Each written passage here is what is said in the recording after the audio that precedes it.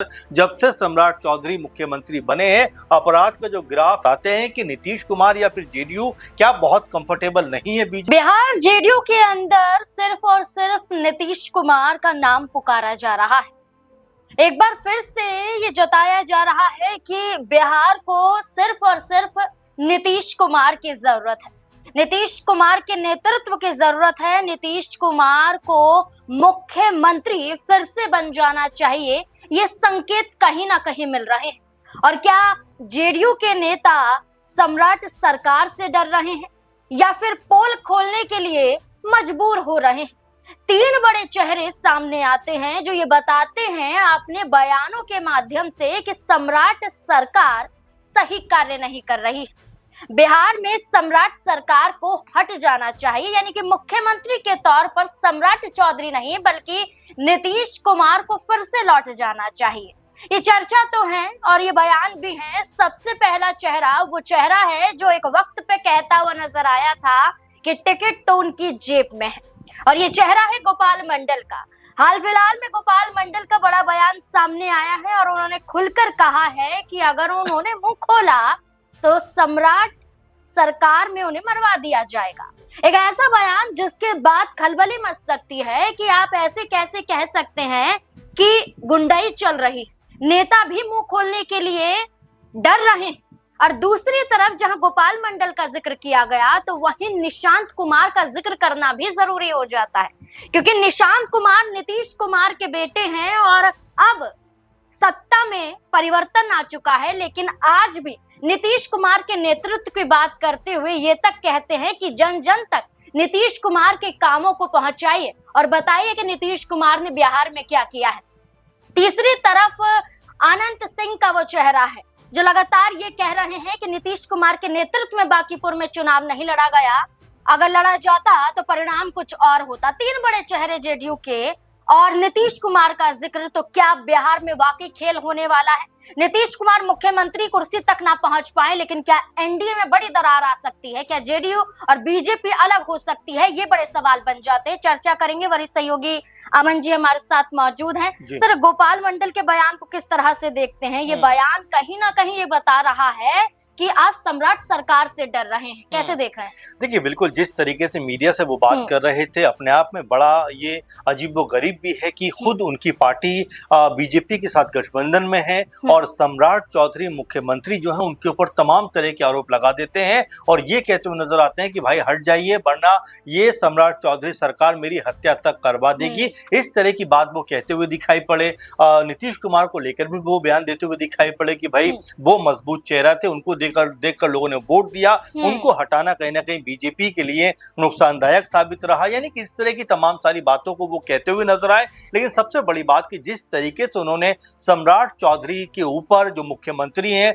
सवाल खड़ा कर दिया कि वो मुझको मरवा सकते हैं, तो क्या वो ये बताना चाहते हैं कि बिहार के अंदर जब से सम्राट चौधरी मुख्यमंत्री बने हैं, अपराध का जो ग्राफ है वो लगातार बढ़ता हुआ दिखाई पड़ रहा है। इस बात को लेकर कहीं ना कहीं अब बिहार में हो हल्ला मचता हुआ दिखाई पड़ेगा। दूसरी बात कि जिस तरह से हम ना सिर्फ जेडीयू की बात करें बल्कि और भी जो साथ में संगठन हैं और भी जो साथ में इनके जो पार्टियां हैं वो लगातार सवाल खड़े करती है, क्योंकि भरत तिवारी एनकाउंटर में आपने भी देखा किस तरह से जेडीयू खेमा भी नाराज दिखाई पड़ा, एलजेपीआर खेमा भी नाराज दिखाई पड़ा। इसके अलावा बीजेपी के अंदर खाने में भी तमाम लोग जो है नाराज दिखाई पड़े, चाहे मिथिलेश तिवारी की बात की जाए, चाहे अश्विनी चौबे की बात की जाए। ये बड़े लीडर हैं और इन्होंने भी सम्राट चौधरी सरकार के इस फैसले के ऊपर, यानी भरत तिवारी का जो एनकाउंटर हुआ उसको लेकर तमाम तरह के सवाल खड़े कर दिए। तो ऐसे में लगातार सम्राट चौधरी के ऊपर सवाल उठते हुए दिखाई पड़ते और ऐसे में गोपाल मंडल जिस तरह की बात को यहाँ पर कहते हैं उससे इस तरफ जरूर इशारा मिलता है कि क्या बिहार के अंदर अपराध जो है वो चरम सीमा पर फिर पहुंचता हुआ दिखाई पड़ रहा है, क्योंकि खुद जेडीयू के मजबूत नेता रहे हैं, पूर्व विधायक हैं और किस तरह की बात को यहाँ पर कहते हुए नजर आते हैं कि अगर मैं ज्यादा बोलूंगा तो मेरी हत्या तक करवा दी जाएगी। तो अपने आप में ये बड़ा बयान, सनसनीखेज बयान भी है कि जेडीयू के एक बड़े नेता सीधे सीधे सम्राट चौधरी के ऊपर ये आरोप लगाते हैं कि उनकी सरकार में किस तरह से डर का साया, और जो भी नेता हैं, खासकर जेडीयू खेमे की बात करें तो गोपाल मंडल जिस तरह का बयान दे रहे हैं, वो ये कहते हुए नजर आते हैं कि जिस तरह का माहौल बना हुआ है उससे उनको भी कहीं ना कहीं डर लगता है। बिल्कुल, तभी तो उन्होंने बांकीपुर को लेकर ये कहा कि नीतीश कुमार का चेहरा नहीं होने के कारण लोगों ने बदलाव का फैसला किया, इसलिए प्रशांत किशोर की बांकीपुर पर जीत हो जाती है। ये बयान नहीं, ये एक बड़ा संकेत है, और ये संकेत है कि नीतीश कुमार को क्यों हटाया। सर, इसी के साथ नीतीश कुमार के बयान का भी जिक्र कर लेते हैं। और एक बैठक होती है जेडीयू की, और इस बैठक में निशांत कुमार ये कहते हैं कि युवा कार्यकर्ताओं को नसीहत देते हैं कि आप कॉलेज में जाइए, विश्वविद्यालय और समाज के बीच जाकर नई पीढ़ी को ये बताएं कि मुख्यमंत्री नीतीश कुमार ने बिहार के विकास के लिए पिछले 2 दशकों में कौन कौन से ऐतिहासिक कार्य किए हैं। उन्होंने कहा कि युवा पीढ़ी तक सरकार की उपलब्धियां आपको पहुंचानी होगी। ये कार्यकर्ताओं को यहाँ संदेश देते हुए निशांत कुमार नजर आते हैं। क्या ये बता रहे हैं कि जिस तरह से जंतर मंतर पर प्रोटेस्ट हुआ और धर्मेंद्र प्रधान को इस्तीफा देना पड़ा, और जिस तरह से झारखंड और बिहार में देखा जा रहा है और सम्राट सरकार को घेरा जा रहा है, तो इस बीच में नीतीश कुमार के नेतृत्व को मजबूत करना जरूरी हो जाता है? देखिए, बिल्कुल, और इसमें अगर 2 बातें हम जोड़ना चाहूँ। एक बात तो ये कि देखिए, बीजेपी के साथ में गठबंधन जरूर नीतीश कुमार का है, लेकिन दूसरी बात की उनकी अपनी भी पार्टी है। और आपको याद होगा कि एक समय जब पटना के अंदर रोड शो हो रहा था, उस वक्त भी